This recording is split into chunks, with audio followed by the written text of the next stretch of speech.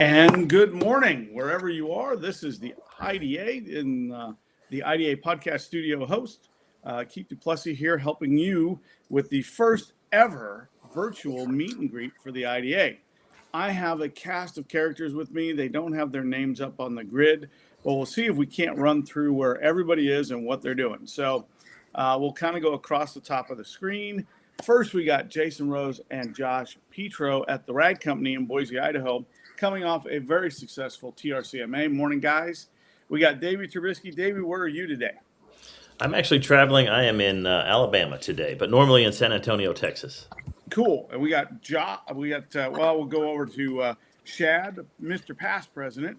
Shad Stoker, you're at home today. Yes, sir. Yeah. Very rare occasion for me. I can't even imagine. I'm here for this, so I could focus on this. I'd normally be at the office, so yeah. Cool. And we got Mr. Josh Pierce, who is at the ADA training studio. I am. Nice. Good to see you, sir. We have Mr. Mike Phillips. Where are you at, Mike? I'm in the office primarily just for this. I have a home office, but I had to come down and take care of something else. So just sitting in for this at the office. Cool. We got Mr. Grant Menard. You look like you're at home, Grant. You look like you are ready for Easter with the kids. I wish. I am actually at Bedford Springs right now with the family. So they're all in the pool right now, and I'm jumping on here with you guys. Well, that's great. We have the master of shine himself, Mr. Levi Gates. Levi, where are you hanging out today? Inside of my house. I'm redoing a fence because I got a showing in like 2 hours trying to sell this house. So it's all hands on deck here, trying to get the house ready to go. So. And we have Madam President Megan. Where are you at today? I am vacationing in Orlando at Universal Studios. Nice. Just a quick zip up for the weekend? 4-day weekend, a little extra weekend. Yes. Nice. And we got Mr. DiGiovanni. Chris, where are you at today? You at the home studio? We're at the office studio in Milwaukee today. Oh, nice. Well, welcome, everybody. Thanks for being here. This is our kind of a first-time experience for us. I'm going to throw comments up on the screen, and we'll kind of take a Q&A approach to it. But we did have a primer question that we did put in the notice for what this event was. And I'm going to let Megan answer the first part of that question and let you guys chime in after that, which was, where do we see the detailing industry going as we head into the second half of this decade?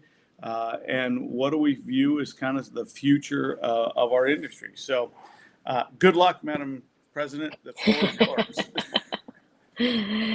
I think one thing that's pretty cool, if you kind of flash back 25 years, when a lot of us were kind of getting going in this industry, I think this industry is a lot less competitive, a little bit more collaboration. I feel like getting everybody together, like look at all of us on this call here. We all come from different companies, different backgrounds. So I think people are just working together a lot better than they used to.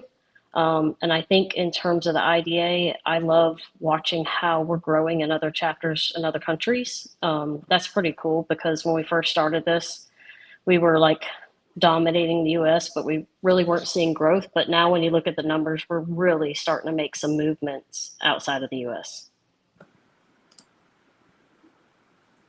Anybody want to dive in on that one? You guys are letting me down. There's 8 of you. Somebody's got to talk.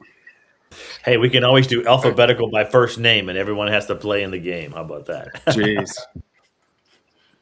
I'll just echo that. I mean, I think a lot of what Megan just said is so true, and a lot of it's because of the efforts of her and Craig Brigham. Craig Brigham, our immediate past president, did a phenomenal job at really focusing on looping the international members in more and growing that without obviously excluding the U.S. members that have kind of been the core and have carried the torch for such a long time. So I love the focus of the IDA in that regard. I love how we are becoming so much more of a global association and a global industry.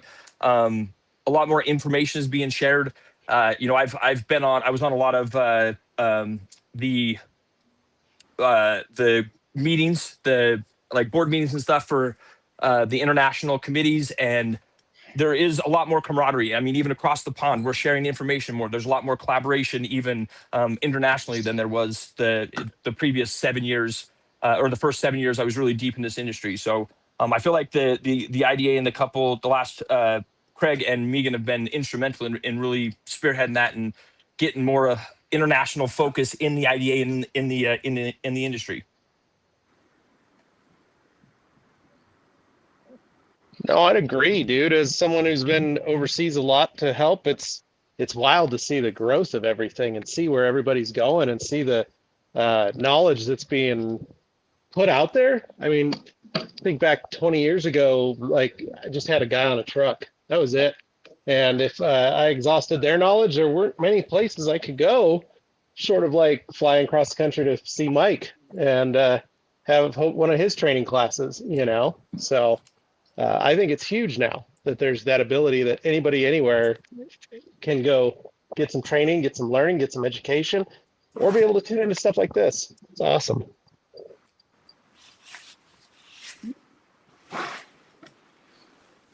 Well, Davey, you're probably the newest guy to the IDA and the group. What's your perspective coming in as kind of the newest person on this broadcast? Yeah, well, I appreciate that. I think there's a couple things. First is if you look at industries, whether it's the restaurant business or whether it's dentistry or whatever it might be, they all go through, evolutions, right? So I think the detailing business is really evolving to be what I would say, like if you look at dentistry as an example, right? And I work with like 14 other industries, so I'll just try to adapt this to detailing because I'm the new guy, like a new kid on the block, so to speak. But dentistry, you got like basic, dentistry, you got advanced dentistry, and then you got the premium cosmetic type dentistry. And what I see, at least being involved with the IDA over the last 3 or 4 years that Dylan and I have been involved with, is really trying to take those folks from that basic to advanced and kind of moving people to more of the premium type detailing. It's not just about, and you guys have a lot more experience from me, but like the gentleman said, Levi, like he started with just like a trailer and washing cars, and now look how far the industry has come.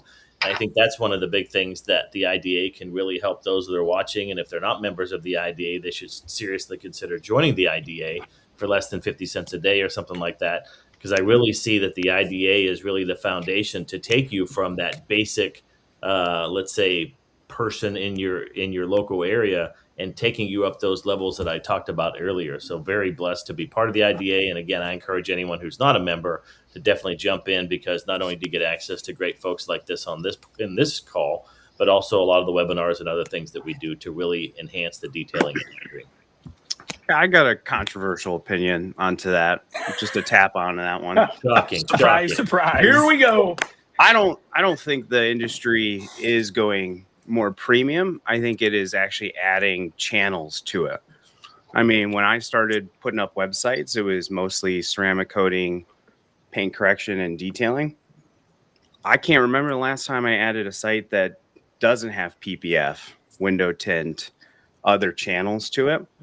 I think it's kind of one of those scenarios that, the industry is starting to grow beyond the typical polisher in your hand. I mean, I haven't put up a site in probably a year that doesn't have tint or PPF on it. And I think the industry is changing. I mean, the average revenue per month for most detailers was 18 grand 4 years ago. Today, it's closer to 36 per month. I think the industry is starting to go and expand beyond physical body interaction. Yeah, I think it's starting to widen out. Well, I think that's a great point, Chris. I mean, years ago, we used to call it the detailing industry, but it really kind of has become the car appearance industry. So, and, not in the sense of necessarily body work, but in all other appearance aspects, especially maintenance and protection, it seems like the industry is evolving to pick up kind of the next level of what those things are. We've evolved past, we've gone from the wax to the paint sealant to the coating. We're just continuing to evolve in that space. Shad, on the interior space, we're also developing new technologies for interior stuff, as you know. So I do see us evolving and adding those things. I do want to say, hey, thanks for all the good mornings. Chad, good to see you. Our trade show share is on today with us, so thanks for being here. The UK has chimed in, and so has Canada. Good morning, Paulo. Anybody else got any thoughts on that thing? So kind of a little bit. I think a lot of the byproduct, what Chris just said, comes from the IDA in the sense that, we're not just detailers anymore. We're business people. And I think the IDA's got a lot to do, with us taking this seriously and running it as a business, in all aspects, not just washing cars and getting $20. From my personal journey, IDA has helped me kind of expand my thought process. And, I've always ran it like a business, but now I'm running it like, a bigger business. I'm thinking, further ahead than I ever had. And that's got a lot to do with the IDA and the people I've met through the IDA. Yep. So Grant, what about you? I mean, you operate and have operated a shop. You're involved in other industry things. What are you seeing? Because you're on the software side as well. And so you have a little bit of insight on the both pieces there. Yeah, I'm happy to chime in. So we at Your Able are actually looking at international push right now. So that's one of our main factors that we're looking at because of everything that the IDA has done and kind of piggybacking off that and seeing this international push, like Chris was saying, from these shops that are inclusive of all services and are actually legitimized businesses. And now they need the software behind it to kind of push it and make sure that it's running and operating as it should be. So we're looking at international push right now. That's where most of my travel is going into these microclimates. I was just in Puerto Rico last week for a week, which would have never been an area that we ever considered before. But even going there and seeing, vans on the side of the road with 400,000 miles and then seeing these shops that you see in the States is pretty cool to see, even in climates like that. So we're heavy pushing into an international play right now that, should be coming into the 2027, 2028 season. Cool. Well, hey, folks who are on the broadcast with us, and there's a ton. If you've got a question for anybody on our panel, you've got them cornered for at least the next 45 minutes. So let's see what you got. Great to see everybody on this morning. We've got folks from Arizona. Thanks for doing this. It is Easter weekend, so I want to wish everybody a happy Easter. I hope you all have a safe and enjoyable vacation or holiday weekend. If you're traveling, be safe out there. As Josh and Mr. Rose know, there's always some idiot who wants to light the tires up and wreck his car first thing in the morning on Saturday. So very true. So where were you guys this morning that you saw that? Go ahead, Jason. Yeah, so it was a local car show here, produced by a rod shop. They do a lot of other stuff there too. But anyway, it was a kind of a smallish local car show. But yeah, young kid with a slightly modified Mustang, peeled out of the driveway and wanted to spin the tires a little bit and spun it more than a little bit. And or a lot more. And he kind of did a 360 and hit a trailer that was being pulled by a pickup truck on the opposite side of the road. So yeah, so kid having lessons learned this morning. Like never a dull moment, come off a TRCMA last week, which was awesome, and then right into watching people wreck their cars at a car show. Yeah, well, and speaking of TRCMA, which is why you guys were there, and there are a few of us on this broadcast who were there as well. I think that's another thing that leads into that question of where are we headed as an industry. I mean, and you said it really well. I mean, it's a community in a whole different way than it was when I got in the business. The biggest question we asked every day is how do we get detailers to talk to each other?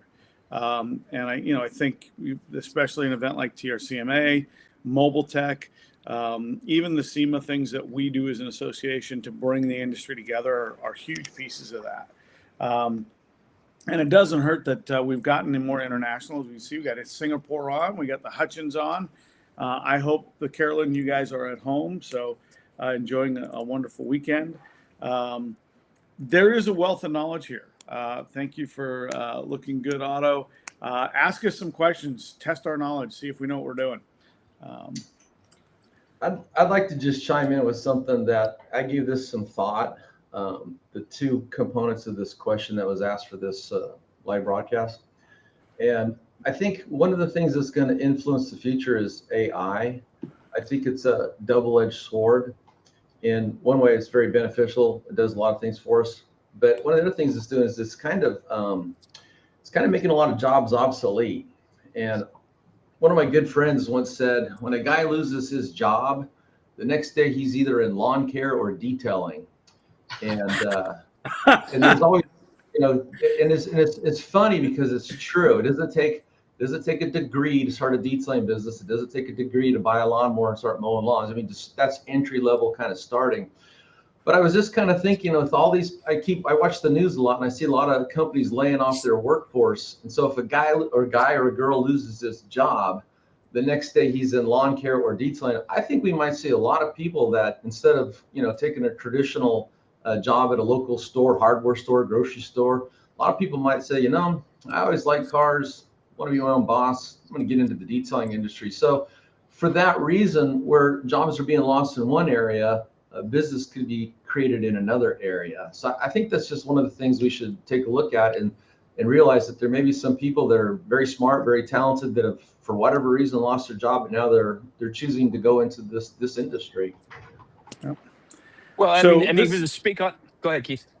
Well, no, go ahead, Chad. We'll finish that thought. I was going to say, even to speak on that, like as this industry evolves and we do get new blood into the industry that bring new things, people like Christy Giovanni and Grant Menard, people that have this, and even Megan wasn't in the detailing industry before she was, and people like that coming into this industry has evolved the industry to where it is. But that's a double-edged sword, because the bigger that we get, the more notoriety we get from outside influences, as we've seen. And it's it's really interesting to see how outside influences have really helped to evolve and implement different business functions that we didn't have. I mean, we're more business savvy as detailers than we've ever been. I still think we have a long way to go, but I think it's people like that, those outside influences that have helped to kind of spearhead that evolution. I would agree, and I would say that let's continue the theme of where's the industry headed.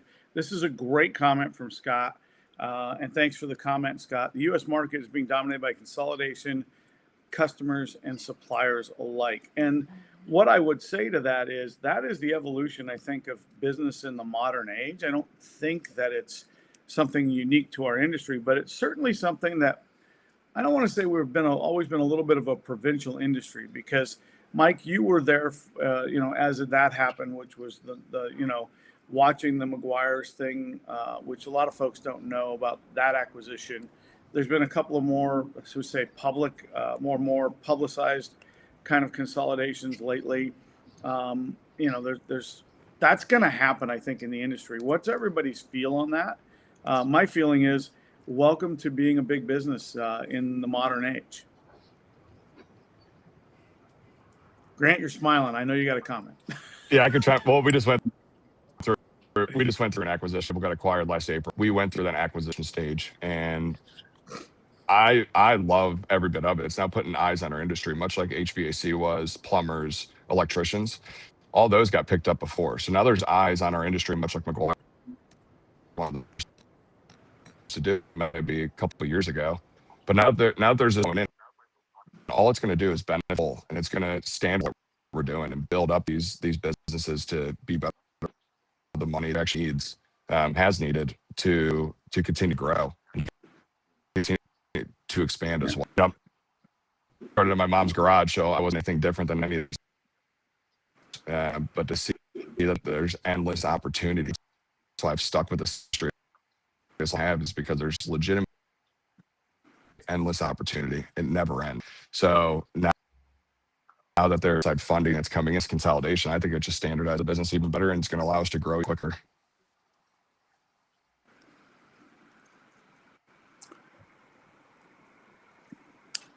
Anybody else want to chime in on that one? I mean, Grant, I would say that I absolutely see where you're coming from. There's always a good and a bad component to change, right? How many times have I told you, Shad, in talking, and I know, Josh, we've talked about it forever. Change is not, I don't ascribe good or bad to change. I ascribe change to change, and it's how we deal with it and adapt to it. sometimes it does make things better, sometimes it doesn't. But at the end of the day, Grant, I think you're right on point. It's just an indication of the maturation of our industry that people are paying attention to it as a viable way to generate revenue.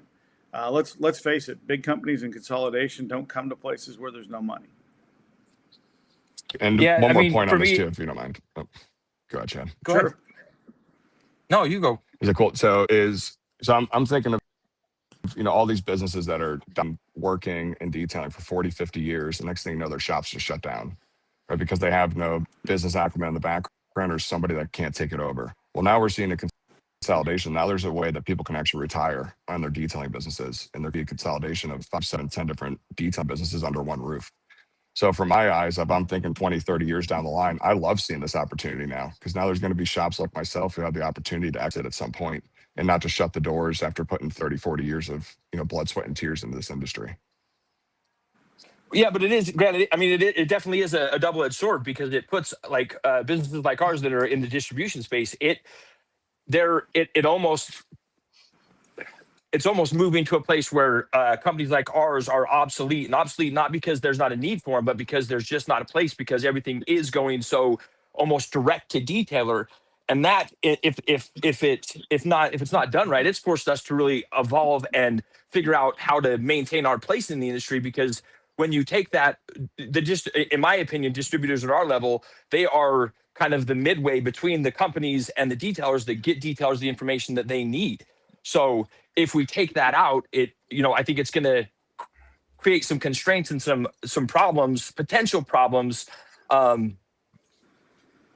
for that middleman. I mean, it is, again, it has gotten harder and harder for us to grow and to even maintain. I will say that we've taken on the challenge and we've evolved and have really tried to innovate at our space to remain relevant. But it does get harder and harder for companies like ours. Well, yeah, I totally see where you're at, Chad. I mean, having been in that space and worked at kind of the multiple levels here, it's interesting that the manufacturers are seeing consolidation. I think that's what comes first. The next step in that chain, as I've witnessed in other spaces, is some of those manufacturers will start to either acquire their distribution partners, and that can be good or bad. And then, Grant, like you're saying, I don't think we're there yet, but we're starting to just slowly see, similar to what the car wash business does, where the detail shop, the end interface with the detail consumer, are going to start to consolidate into groups, whether those are, owned by one entity or whether they're whatever they are. But then, we call it a chain, you can call it a brand of detail shops. I think that's on our horizon next. And the guy in the middle, when those things consolidate, sometimes you're left holding the bag of losing 4 or 5 customers because of consolidation on the lower end. On the upper end, the manufacturers have an opportunity to go direct to their consumer a little bit. But I think, Shad, as you said, to quote someone very famous, adapt or die, has to be the mantra. And I don't think that plays only at, Shad's level or the manufacturer level or the operator level. I think it's at every level. Mike, we've seen the evolution. Jason, you've seen it too, in over 25, 30 years in this business. It's going to continue to evolve. So I'm going to throw the next question at you guys, which is, that's all well and good. We're seeing this trend. What's the next thing we're going to see in the business? I'll take a shot at that one. I think that if you look at service business, right? So you got HVAC, plumbing, electrical, they were all separate entities. We're starting to see, at least some of the research I've done, you're starting to see consolidation of consolidation. So now what you have is some of the well-known service-based businesses now acquiring a plumbing division or an electrical division to add to their HVAC. And I think that eventually, if we think about marketing and what we could potentially do to help that, maybe we can come underneath of those companies. Think about it. They already have access to the home. So if you're a mobile detailer, that's a pretty nice introduction. Hey, I'm already taking care of your electrical. I'm already taking care of your HVAC. Every 6 months, we change the filters. Let me introduce you to our new division, XYZ Detailing. I think there might be some consolidation underneath of that in addition to what we just talked about. So that might be interesting. And I don't know if that's 10 years from now or 5 years from now, but I think that's another component of being either acquired or merged with other companies. There's a huge potential, and if you run your business right, like we have folks that obviously do that, that becomes a more profitable piece for them to add to their current business. And plus, they have access to the customers. So that might be an interesting conversation to have in a few months or years. Great point. Welcome, Rod. Thanks for the comment, Dave. Scott, diversify or die. You know, and we say all of this, and I will say there's still, how do I say this? There's still a Tiger Woods in our industry. There's still a Michael Jordan in our industry, or a LeBron James, or a Tom Brady in our industry, where if you just excel to an extreme level at what you're doing, there's a place for you in the market to be successful. So I don't think you have to diversify. I don't think you have to. If you're an expert and you're qualified and you have the right way to reach your market, I still think you can survive there as well. The Tiger but it Woods certainly today opens or other for doors. a year ago? Just want to confirm. I said Tiger Woods today or Tiger Woods from a few years ago? The one on the side. Because Tiger Woods I'm today. talking generational or era Call them wise, out. right? Who on this call is So, the Tiger Woods today? Yeah. Okay. Yeah, Fair enough. Adapt or die. Good morning, Chris Spence. There's a guy who adapted or died. He left the furniture business, which let's talk. Talk about a change in their industry. The furniture business is not what it was, 10 years ago, 30 years ago, and he adapted to our industry. So there you go. All right, we got a great one. Oh, Robin Sweets, my bringing the winner with us. Is the industry adding changes due to demand? Has demand changed from consumers? I think that's a great point, right? I mean, a lot of times as sales guys, I'll put the sales guy hat on. Do we bring out a product because we need one more thing to sell and the other stuff slowed down? Or we bring out a product to solve a problem and introduce an opportunity for somebody to have a more efficient process or a better outcome? Where are we going here with this? What do you guys think? No, I think it's a function of scaling up. So detailers had to learn the hard way, mostly, that paint correction and putting protection on cars as a standalone service is not enough. It's not a sustainable business model for most situations if you want to scale up. So I think this diversification into other services has happened by necessity. They had to scale it. Yeah, and I think a lot of it's due to technology too. I mean, it's much easier now to install PPF than it was 15 years ago.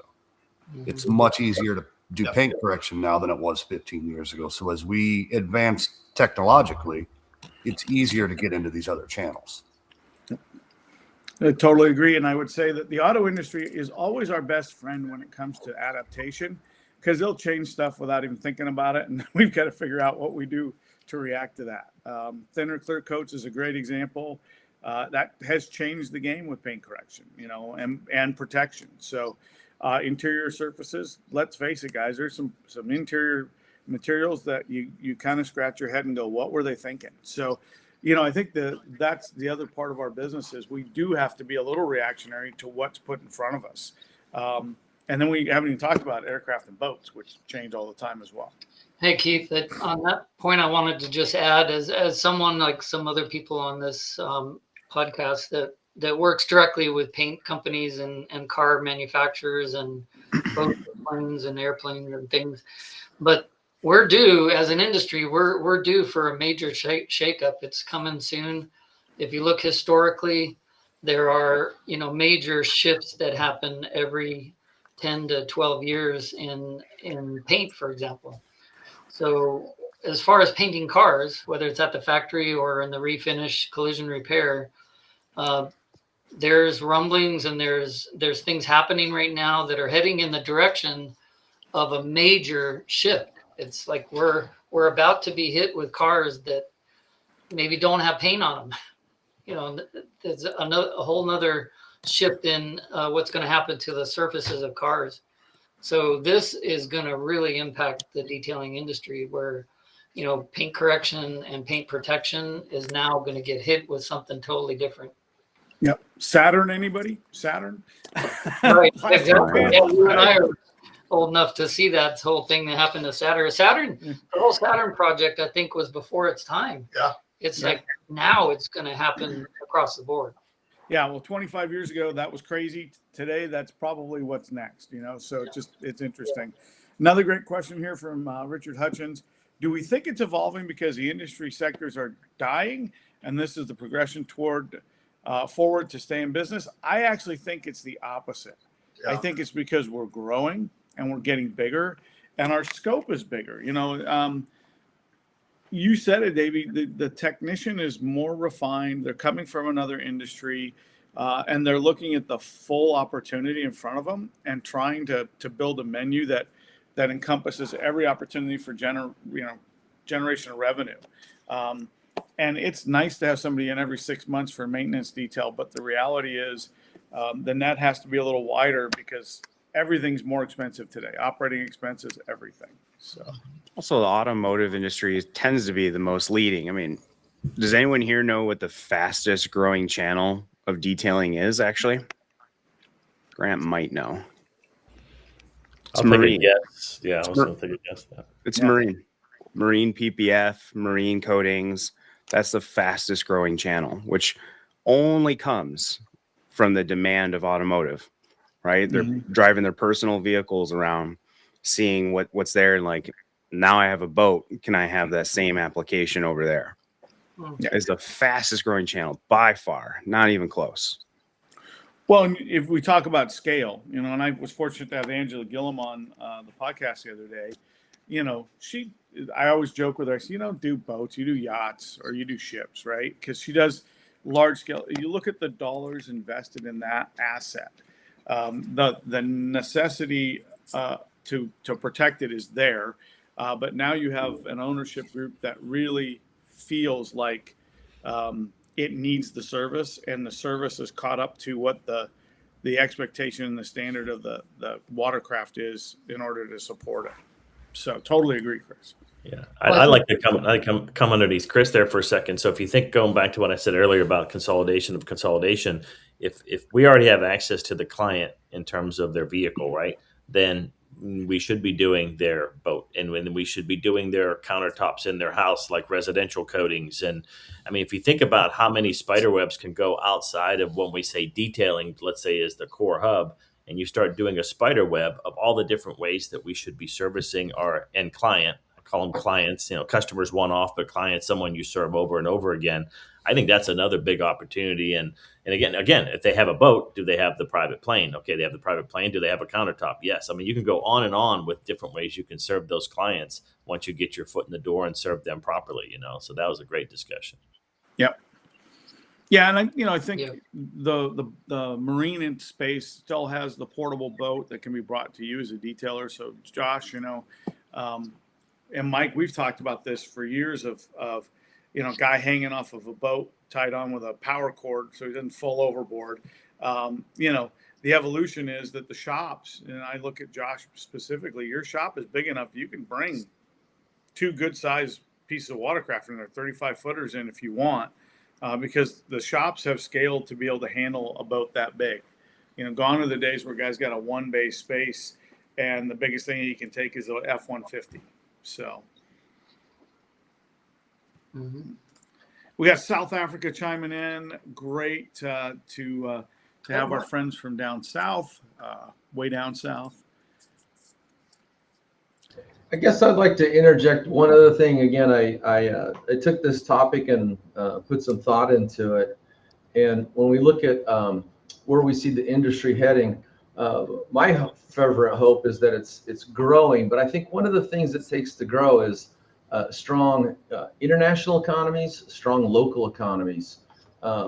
There's 3 primary groups, I'd say, of people in this industry. There's low-income car owners, there's the middle class, and there's the affluent. And if you think about who's going to spend money to have their boat detailed, their plane detailed, their cars detailed, it's going to be in those second 2 categories. And when the economy's good, if people got excess cash, they're willing to spend it for luxury services, getting their car detailed. When the economy's down, everybody tightens up. So as a detailing industry, I think wherever we are at, whatever country we are in, one of the things we should try to do just on a personal level is just, do whatever you can do to keep the economy strong. And a lot of times that might just mean voting, getting out and voting. Yep. Well, Michael, great to have you on the show today. Michael Abin saying hello. Sarah Riles, friend of my other shows. Is there a possibility of having another detailer show like Southern Detailers Conference? Okay. We're looking at you, Megan. You get the answer this Yeah, I'll take this one. So, Sarah, in case you missed it, we did announce at MTE this year that we're going to go ahead and move forward with pulling off a IDA trade show. I hoping to get it all up and running and ready to roll. Josh thinks we might be able to pull it off for his term next year. We can do it. And we're in the middle right now of doing the research, and we've kind of picked the areas that are the most economical for everybody to get to, because we don't want to do this at the Gaylord and be $300 a night and not feasible for people to attend. So we have started that process. It'll probably be somewhere in the Midwest area, so it's easy for everybody to get to. And I think hopefully within the next month or so, we should have enough feedback from the places we're looking at to make a good decision financially on what's the best place to go with. So yes, we're doing it. We should have done it a long time ago. These shows are just an amazing way to network, and I loved pulling off Detail Fest. We had a great time doing it. Mike's done many of those with me. Rose, almost everybody on here has been to one. We have a great time. There's a good educational part to it, and you also get to, hang out with the vendors. So it's coming soon, I promise. And I'm going to say, as a piggyback onto this, Megan, because I'm doing a little recruiting for you right now. If you're interested in participating in the committee that does that, reach out to info@theida.com. Shoot us an email. We can always use more committee help, because everybody on here, I think, is on at least one, if not 4 committees. So we would appreciate anybody who wants to dive in and help do that work with us. We welcome you. We encourage you to join us. And look, it's your association, so it's also going to be your trade show. So if you want IDACON, or whatever we're going to call it, to be what you want it to be, getting involved is the way you do that. So there's my pitch. I did my recruiting spiel. I can check that box. All right, next question. Question for the panel. With the expansion of film, do you think the skill and knowledge of traditional paint correction will eventually become a thing of the past? Ooh, who's taking this one? Mike? I'll take that one first. There are so many cars in the world that have paint that need to be polished that, even if they were to evolve self-healing paint to the point where it put a detailer out of business, there's still so many cars out there that we have plenty of work for a long time. Jason, you're a tool guy like somebody else around here. Come on, I need an answer from you. No, I agree with Mike on that one 100%. Just the sheer number of cars in the world, and the number of customers that are going to want things done on paint, we're decades away from that running out. Pietro, you were at a car show today. Yeah. Is there evidence for this? I would have to agree with Jason and Mike. I don't see it going anywhere for a long time. So, and you're still always, it's nothing different than classics nowadays. You're still going to have people that go back to the old school way of doing things, and those cars are still going to need to be done. So it's a ways out. Yeah, and you should be doing paint correction before you apply the film. So that's true. Yeah. You mean what you encapsulate stays forever? What? Huh?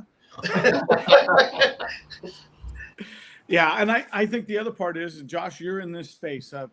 Josh Pierce. I mean, you have a lot of dealer cars that you guys process every day. Yep. They're not getting filmed. No. No, some are. Most aren't. To talk about the stratified, who's got money where, Mike, to kind of go back to your comment, there's still the wholesale space in this industry that's never going to make film part of the second sale of a car, if you will. You might do it on a first-time sell if the car's premium enough, but PPF isn't going to put standard detailing out of business for sure, at least on the wholesale market. And PPF doesn't last forever, so it's got to come off eventually. Right. And hopefully the paint doesn't come with it. Yeah. True. All right. Great question. Hey guys, Katya, great to have you on. Question from Katya. This is a little long, so if I screw this up, I apologize. We see many talented detailers struggling to balance a 10-hour workday with the demands of social media. For someone looking to grow, what is the piece of content we should prioritize that actually converts followers into customers? So we'll just kind of go there. I'll catch up with the rest of hers in a second. Grant and Chris, you each have 60 seconds. Go. Go ahead, Chris. This is more his world, so I'll jump in after. I say shirtless photos. I think that usually helps the most. I think a lot of these guys, and I've been saying this for years, is like when we analyze the top, 150K a month businesses plus, what was the most common line that they were doing on social media in terms of content? Gotta stop taking pictures of finished vehicles and literally start getting on camera, talking about what you're doing, and literally showing befores and after. If you're shy on being on camera, there's this amazing product. It's called Meta Glasses. You'd be surprised how far even just having hands and conversation will do. I think people are doing themselves a massive disservice by not getting on camera. I could just tell you when the difference from us from going like from a few million to stepping into 10 million was always when I got on camera, just like today. Well, Mike always says the hardest part about before and after photos is remembering to take the befores. Honestly, you don't even need to. That's the thing is if you look at it, instead of creation, it's documentation. You're documenting your work. So even if you forget the after, if it's the before and hey, this is the before, this is what I'm going to do with it, you're still putting that thought into the customer's mind of, oh, that can be done. Whether they see the finished product or not, it still is putting in their mind, oh man, my car looks like that. Oh, you can take those scratches out. Oh, you can clean that stain out. So documentation over creation. Yeah, it's invisible coatings, invisible films, and slightly darker windows. And how many cars look glossy 10 feet away? Yeah. Right. Even the swirled ones can be glossy. The difference is the business owner, in my opinion. So years ago, I wrote this article. It's called "The Power in the After Shot is Created in the Before Shot." And even to this day, whenever I'm teaching in class and I have new detailers, I say, I know you get excited to go out there and work on that C8 Corvette, but before you do, take the time to capture the before shot, because otherwise there's no power in the after shot and you have nothing to show anybody. So I think that's still relevant just as today as it was the time I wrote that article.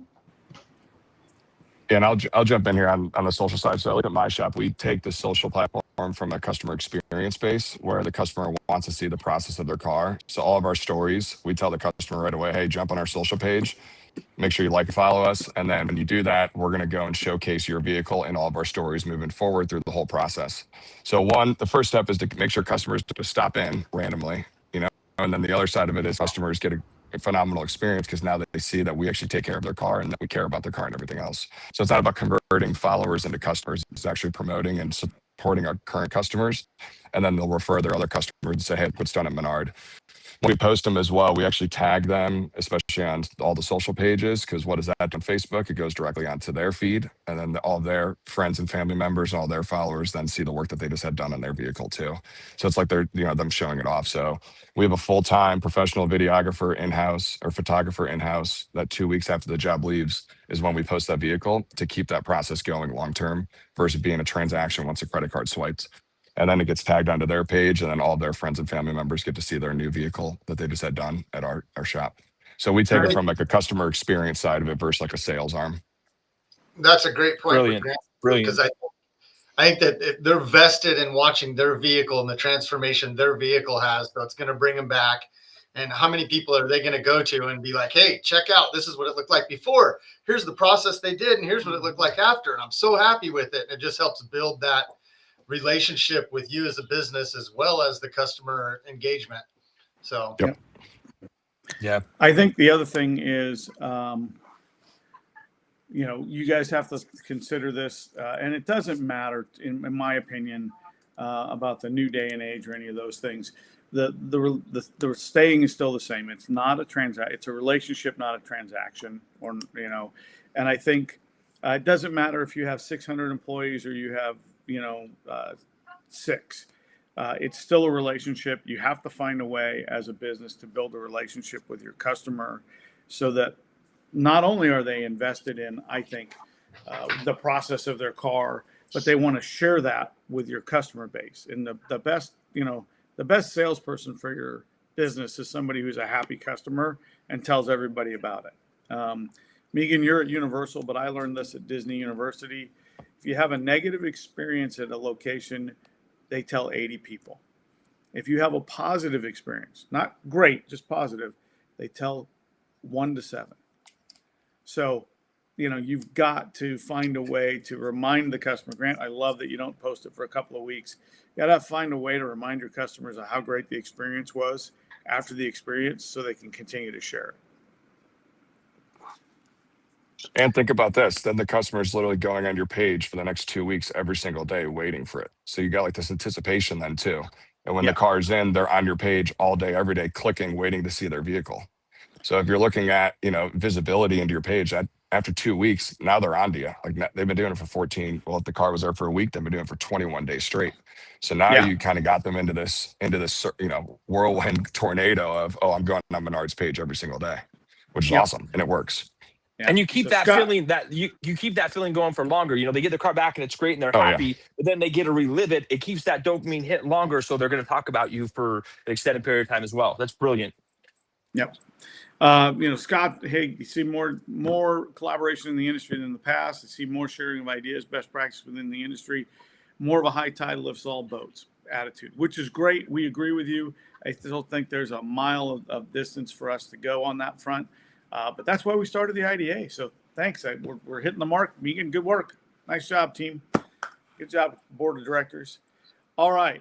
This is a long one, and I'm going to go ahead and kind of not show it. It was a response. I'll just kind of read through it. Ask how to get customers. The response was, I only advertise paint correction, ceramic coatings, PPF. My website offers all the packages people can search for, i.e. maintenance. However, I don't advertise maintenance. Let's talk about that real quick.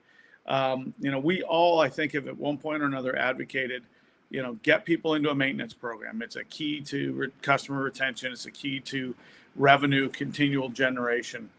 Do you advertise maintenance programs or do you not? I don't. In my shop, we don't. That's not really a customer I'm looking for as a maintenance customer. That's a service I offer to my existing customers. So we specifically do it to C8 Corvettes and Porsche 911s because we know that they're going to get a new one in the next 12 to 18 months on average. So we take it like very granular down to the vehicle that's coming in. And that's the only ones that we offer to, but it's not marketed under any terms. Yep. All right. Who's my Spanish speaker? Are we? Oh, I'll let the Spanish speaker go. Where's Isabel? Yeah. All right. Well, I apologize for that. One of the challenges with being international is sometimes we have a language barrier. We're working on it. We'll get a translator. I'll see if I can throw that into the machine. All right. And Richard made a great point. And Richard was on this committee with you and I, Jason, for quite a while, which is, the kind of the mental health and self-care space of it. The question of was it the 10-hour day we were talking about, and how do you fit more into a short time period, although 10 hours is long enough?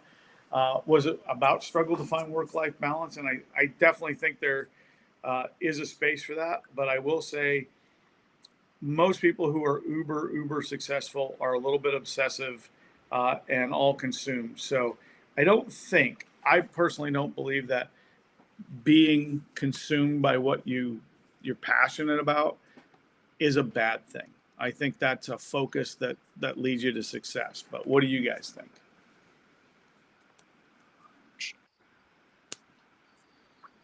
Man, don't leave me 100%. Hanging, Jason. I have no work-life balance. Hey, Keith, tell me the question again. What's the question? Well, it was about, the in a 10-hour day, the struggle to do the detail and then also do the social media. What's the key point to focus on? And I think we went down the rabbit hole of the conversation about what do you focus on, what's the number one thing you should do, but we didn't focus on, how do you get a little work-life balance back? Yeah. Well, I think it's not only our industry, but this is happening to a lot of people in a lot of industries. But people nowadays, especially, need to be more intentional about their health.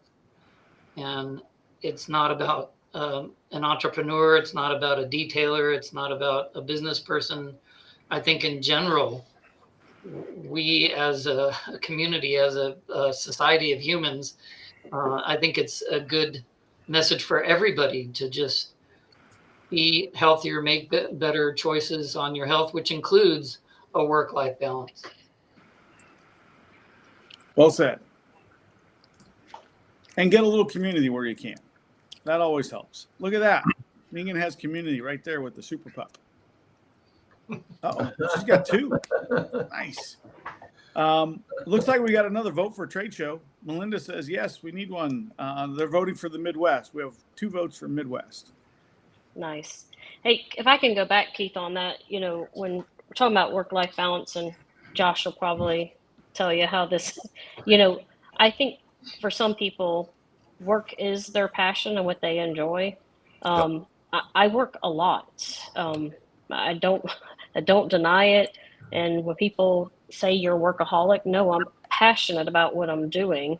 Yep. Like we're currently in the middle of a very large project and building another building, and we just acquired a couple more companies, and we're expanding, and I love all of it. And so I think as long as you love it and you enjoy it and it's not stressful, it doesn't matter that you put in a 10-hour day. I'll be honest with you, I don't put in less than 10 every day. And sometimes I show up at 6 at work, and sometimes I leave at 6. And I don't consider that a problem. Yeah. No, Mr. Rose, I'm bringing healthy food. But yeah, somebody's work-life balance is an individual personal thing. Yeah. Point. I think if I'm not there, that's what I'm thinking about, because I enjoy building companies. I enjoy, making sure the staff are all taken care of. They all have mortgages too. So my success is their success. So I think it's just about what you enjoy doing. And if you're not enjoying it, then you're doing the wrong business. You just need to get out. It doesn't matter the hours. Yeah. I mean, I hate the phrase, do what you love and you'll never work a day in your life. I think do what you have an aptitude to be really capable and talented at. Do what you're good at. And that it can be its own mental health fulfillment, because you feel like you're employing your talents and your skills to the maximum of their ability. And I think we all want to be challenged to that level, to perform at our best at the thing that we're the best at. And I think, my advice would be find something in your business or part of your business where you excel and accentuate, because that's where I think mentally you get some really great benefit from feeling like you're having success and being good at what you're doing. And then, look, we tie a lot of our self-worth to our employment. And that's not always the best thing. But I think it is a little bit of our identity that we're tying into what we do. So, if you excel at it, I don't think it's unhealthy to do it well and do it, a little more obsessively than others. I'd like to put a bow on this real quick. I learned this from a client a long time ago. So when we talk about P&L, people think about profit and loss, right? I learned this from my client, and there's many of us on the call today that this will relate to. Instead of thinking about it as profit and loss, think about it as profit and lifestyle. And again, I don't need to point to anybody on this particular panel, but everybody knows who they are, that have a good balance between generating some good profit, but also having a pretty good lifestyle, whether that's your family, your faith, and some of the other things that are important to you. So it's about profit and lifestyle, not necessarily about profit and loss. Yep. So Mark chimes in. I think he's got a point here about take a step back, look at how to give one's clients value, no matter how that looks. Values from detail business is what will, in the end, win the day. And I couldn't agree more. look, Mike, you said it. There's several tiers of customers in the business. Not offering some services may be the smart move because you don't have the demographic or the market to support it. So find success where you're at. So, what advice do you hear often that you think is outdated or incomplete? Well, I gave you mine about do what you love. I think it's do what you have an aptitude for that you can be successful. But what do you guys got?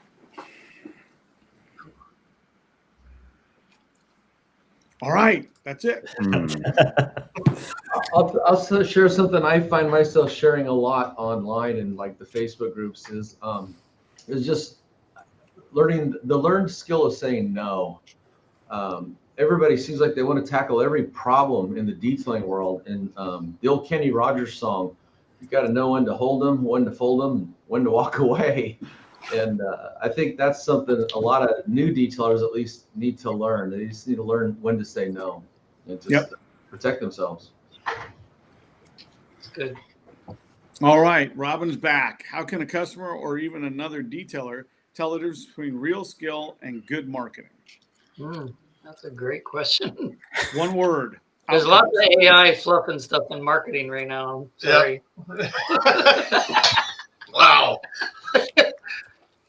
Yeah, lots of AI being used in marketing, and I just think it's misleading. And this is a great question because there's so much being thrown at all of us in the form of marketing, whether it's social media or websites or YouTube. And then the question going in the back of my mind all the time now is this for real? Is this fake? Is it? I mean, what's real here?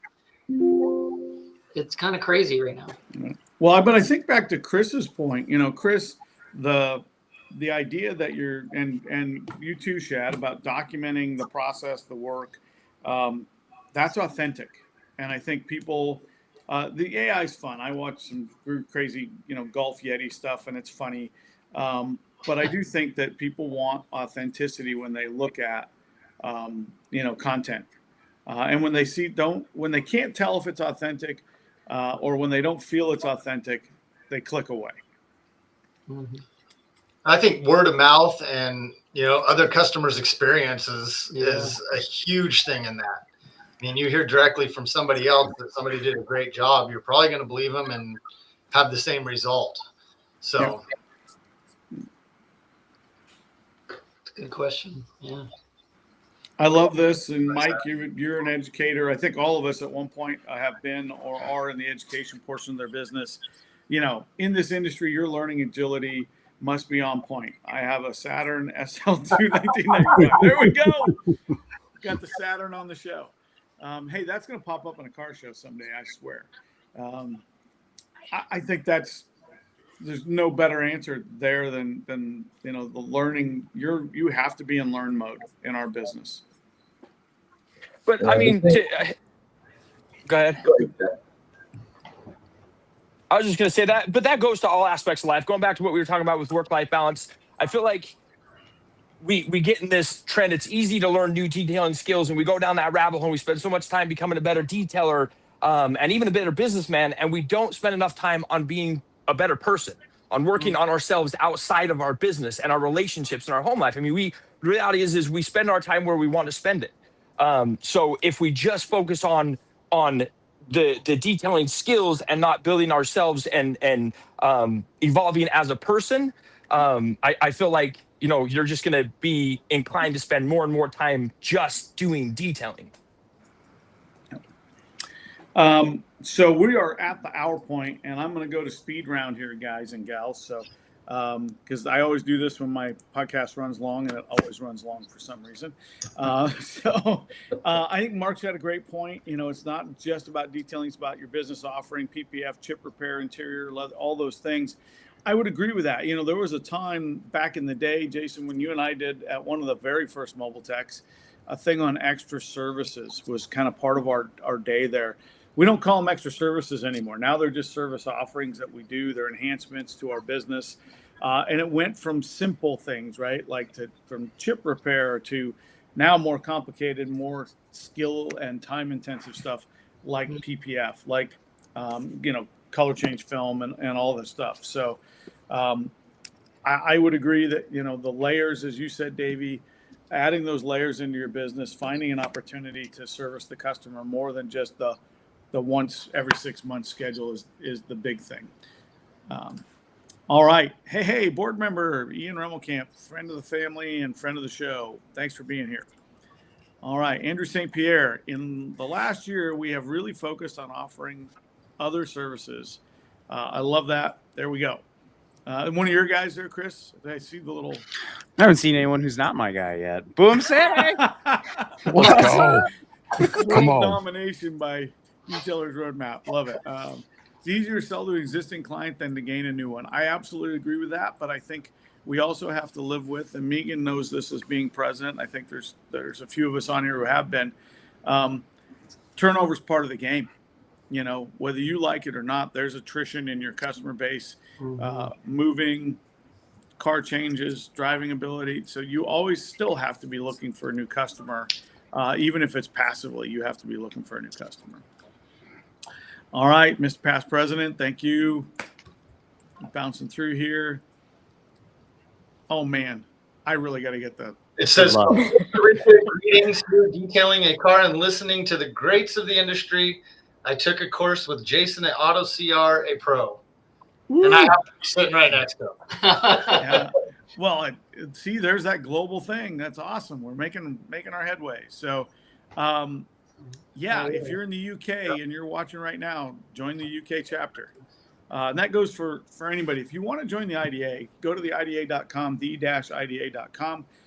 Sign in there. You can find a local chapter if you're out of the US. How many chapters we got now there, Josh and Megan? You can give me an estimate. Ooh. A lot. A lot. I was about to say, you're catching me without my real computer. Yeah. It's 18, isn't it? I want to say we're close to 20 chapters now. We're closer to 20. Yeah, which is great. So there is a chapter for you. Find the local one, and worst case, sign up to be a member generally as the IDA, and we'll find you a chapter. Or if you're in a country where you don't have one, start one chapter you'd like to see. Yep. There you go. All right, and the second one will be in South Africa. There we go. Oh, another show in South Africa. Mark, you put that together. I'll get on a plane, baby. Yeah.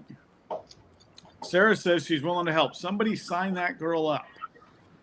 Chad, Sarah, send me an email, girl. Send me an email. Send her a DM. Send her something. Get on there. All right, Jesus, reduce friction when you can. Okay, this is a long one. I'm going to have to read it from the side notes. Reduce friction when you can. As the economy takes a downturn, the middle-class buyer that will go to a shop for a PPF, shop B for a coating, and shop C for tint aren't able to spend. The higher income earners prioritize convenience over everything else. Offering as much in-house as possible gives you the best chance of earning the client and then focusing on increasing LTV. The businesses that are breaking revenue records or staying consistent solve as many problems as possible. This earns you the marine gel coat work as well. We only have so much control of the economy, but we do have control of, we pivot our business, which is great. I think there's a webinar coming up on knowing when to pivot. So that'll be a good one to chime in on as well. I will say to Frank, you're welcome. Join the committee, man. Yeah, Frank, it is so cool to be a little bit on the inside and have some say in how we get where we're going. So, you know, this is a membership driven organization. This is of you guys, by you guys, for you guys. All right, Richard, as the detailing industry evolves, do you believe the future belongs to the technicians selling labor or to the professionals building systems, brands, or scalable business? And what should detailers be doing right now to stay relevant? Understand a part of their business, get that they're uncomfortable with, whether it's accounting or marketing. And then once they're comfortable with it, they should fire themselves from it if they don't love it. I would agree. Yeah. So Jesus says paint correction market will be here forever. I would agree with that. I think it's going to continue to evolve, but it'll be here. Great comment. You know, attended my first show at MTE in Orlando recently and can back up what was mentioned. You know, Cam Pro Detailing Houston. Thanks. Dave Reed, appreciate you chiming in here. Great points, everybody. Guys, this thread will be going on the IDA Facebook page as well, so keep it going if you want. We're getting through a lot of comments here, and I don't mean to breeze through, but I do want to respect everybody's Saturday. The refinery. Hey, guys, thanks for joining us. How do you help new detailers understand the importance and value of training classes? Does the IDA offer training classes, and do you have to be a member to attend? So one of the things the IDA doesn't do is offer training classes. But what we do have is we have a lot of great members, a ton of great members, manufacturers, suppliers, distributors who have recognized trainers on their staff, as well as hundreds of members who do offer training classes. And we certainly encourage you to go out and find the training in your local market. You don't have to get on a plane and fly across the country and spend thousands of dollars for training, although you can. But you can find a lot of local training in your local market. So check out our IDA members in your market. There's a lot going on. Training is invaluable. I think it's just a continued growth thing. Even if you go to a class and you only learn one thing, and that's 1% change your business, it's a positive. And the final note on that is, even if you go to a class and you don't learn anything, but it reinforces what you were doing, did you really lose out? Mike, you do a ton of training. What's your thought? Well, I don't think there's any substitute for hands-on training. You know, I run into a lot of people that are YouTube trained, as we all like to say, and I learn from YouTube all the time. It's a great medium, but it's no replacement for hands-on training. And so I always tell people, you know, kind of like you're saying, Keith, wherever you're at in that area, seek out whatever good training is available.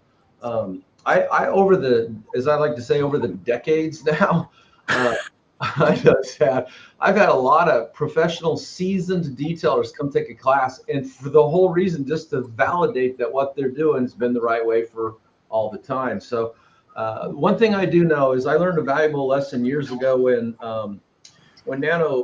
Nanoskin introduced the clay disc, and that's to always be a perpetual student, always be open to learning. Whatever the technology is being introduced so fast, you cannot wall yourself off. You have to be open to new ideas, and that includes training. Go to training, pick up new ideas. I taught a class with Jason. What was it, about a year ago from now? Jason, we did that one at the American Muscle Car Museum, and one of the things I practiced and told other people is, if Jason's talking, shut up. You probably learned something. And that includes me. I learned so much just listening to him explain everything, and I was going, wow. You know, there's no way any of us can know it all. So don't wall yourself off. Always be a perpetual student. Yep. And Mike, I did a class with you. Now it's been several years ago. Feels like it was yesterday. The boat class. Came down to your Marine class, and I got to tell you, what a great experience. You know, I learned three ways there. I learned the technical stuff on the Marine class itself, but I also learned a ton about a market that I didn't know was as big as it is. And the final thing I learned is I sat there as an instructor myself, somebody who's supposed to be known as a trainer, and I watched another trainer do it. And I got to tell you, that was as valuable of a weekend as I've spent, because I saw things that I should be doing better and differently. So, you know, you may not pick up what you think you're going to get out of the training, but spend a little time in a class, it never hurt anybody. Well, and one byproduct that I think is probably one of the most important parts of a training class is the connections you make. It is the original meet and greet, isn't it? Yeah. I mean, you know, I've never once left a training where I didn't connect with somebody and be able to reach out to them at a later point if I needed, or they could reach out to me. To me, I mean, yeah, you're going to learn a technical skill, but the connections you get, the networking you get, is the most important part. And I want to piggyback on that, because it surprises me. Anytime I hold a class, and then months or years later, I find the people that took that class have become not only good friends, but good associates in the business, helping each other all the time, you know, bouncing ideas off each other. Yeah. And I think that's probably one of the most standout things that I see have taken place through the years, is just how people become good friends through taking a class that they would have never met had they not taken that class. Yep, that happened to me at TRCMA. I run into the guys at KCX, and you know, we've met in other places. One of my favorite is the G Technique team. One of those guys was in my class on Valentine's Day weekend in 2014 in the biggest snowstorm in the history of Rochester. And we've kept in touch ever since. So I think there's an invaluable component to the connections you make for sure. All right. The big question was what's next, what's coming. I think we've kind of addressed that. And I think my statement on it is what's next is what the automotive industry throws at us to tell us to adapt to. So preach, Chris, preach, get a pulpit. All right. Net Promoter Score. Somebody knows what that means. Somebody tell me. All right, guys. Well, I think we're kind of wrapping up here. Richard's got one more comment, and we'll kind of get toward the end of this. Do you think PPF is going to cause skill dilution as people become PPF experts and lose track of paint correction? No, No. I don't think so. I would say no, because there's some people it's kind of almost a 50-50 mix. There's some people who have no desire at all to do paint correction. And the flip side of that coin, there's some people that have no desire to do PPF installation.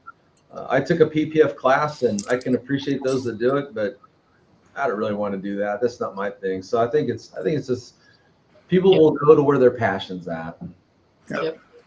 And financially, not every car on the road is a PPF customer. I mean, I feel like we had the same conversation when coatings came around. Is this going to kill wax? Is this going to kill, standalone paint correction? And it hasn't. It's enhanced it. And I feel like it's going to do the same because there's different markets for every category. There's some people that won't pay for a PPF. There's some people that won't pay for a coating, but they'll pay for a wax. So I don't think it's going to really change much. No, but I do agree. The one person show shop. To develop a skill set and be good at it. PDR and PPF come to mind. To be a really good technician in those spaces, you do have to invest the time and have the hours. You got to build the book of business. I think you may see it individually in shops sacrifice one for the other if you're a one-person show, but I don't think they're going to put each other out of business for sure. Mm-hmm. All right, what's the take on window tint? I say tint them.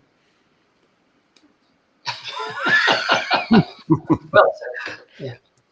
I think that's a general question. Do you have window tint in your business? I think it's a pretty common aftermarket service for a lot of people, and I just think it's part of the business now. It's no different than paint touch-up or anything else. It's a service that you should be considering adding if you think your market is going to take it. I want to add to that, Keith. So what I see is a lot of detailers that if they don't have the skill or the bandwidth to offer window tint, they collaborate and they partner with other companies that do. I'm seeing a lot more of that, where these companies are like referring customers to each other and all that. Yeah, and there's certainly no harm in finding the expert that's really good at it and just referring people over and getting out of the way if it's not your skill set. So what's PDR, paintless dent repair? If you haven't been to MTE, you might not know that. But if you've been to MTE, you weren't paying attention. I'm just going to say it like that. All right. Hey, the Bays Mesa, awesome to have you on. Sorry we missed you, but this will be recorded and it's available to members after this show. So there you go. New business is the lifeblood of your business. I would agree with that. All right. St. Petersburg in the house. Nice.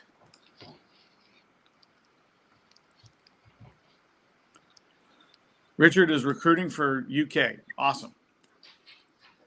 All right, we're going to give one more comment here and then we're going to wrap up for the day. Because I know it's Easter weekend, everybody has families to be at, and we have run over our time well past the hour. So I do a lot of social media posts about educating people on our offering. We have full service, self-service, and retail, and it's difficult to get that across. Any ideas on how to better do that?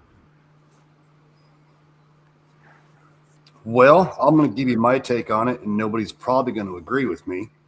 But to me, social media is like taking a pebble and throwing it into the ocean of customers.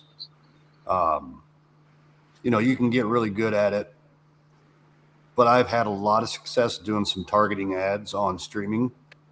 I target certain incomes. That's where I want to be. That, 100,000 and above, they're into this thing. That gets my message in front of my customers. I'm sure nobody agrees with me, but that's kind of how I roll now, and I've had a lot of success with it. Well, I think that's a great point. I think that's where a lot of detailers get into get into trouble is they try and serve everyone instead of, if you're coming in for new detailers, if you're coming in, pick one niche, one avatar, if you will, customer, and figure out how to build your business around that one segment of customers. And by default, as you grow, you'll get overflow into different niches or markets, but pick one customer base and just learn how to target that one person. I think there's a guy on here who will tell you that there is a way to focus that pebble so it becomes a little bit bigger rock and a smaller puddle. And I would agree with you, Josh. For years we said quit advertising to the guy in Wisconsin if you're in New York. Try and attack and focus on reaching people in your local market. Because Can I say something real quick on this, Keith? Fire away. Knock it out. So here's my whole belief on the whole social media campaigns is, how many times have you personally been on social and you saw something and were like, oh, I want that. Might it be $10, $20, $1,000? So now there's these detailer shops that think that they can go and post something and someone's going to come spend $5 or $10 at their facility. You've never done it, so why is a consumer going to? So you got to get out of the mindset that social is going to sell. Social does not sell. Social is support, and that's all it is. And if you think that you're going to put all this time and attention to social media and it's going to boom your business, it's just not going to do it, because you don't do it for somebody else's business. So why is somebody going to do it for yours? That's a great perspective. That's my perspective. That's all I got. I gotta go get some Easter eggs. We got to close this thing. Mic drop. My kids running Boom. around. All right. Yeah. Lots of great stuff in here. We've got a bunch more comments. And I would say that I'm going to finish with this comment. So Mike replied to a message from me a week ago that would never have happened if it wasn't involved with the IDA. And that went on to information for non-members to see the value of the IDA. And I think that is a great way to end our meet and greet. There are meet and greets throughout the month. If you are a detail member, the IDA member or a detailer, and you want to have a meet and greet, there's a space for you to find out how to do that on the IDA's website. If you see one in your local market, I hope this encourages you to hop up out of your chair on that Saturday or Friday night and go interact with those folks. I want to thank our panel for being here. This was a put it together and let's put them on the screen and see what happens. I think it was a success. Megan, thank you for your leadership as our president. Josh, thank you for being the pack mule for this year, and we look forward to your presidency. Thank you to the panel members for all that you do and have contributed. We appreciate everybody's time on this wonderful Saturday. I hope you're having a beautiful day and can go out and enjoy the weather. Take a little time with your families. Be safe. Enjoy your holiday weekend, and we will see you on the next IDA event, everybody. Thank you, Keith. See you, everybody. Thanks, everybody. Bye.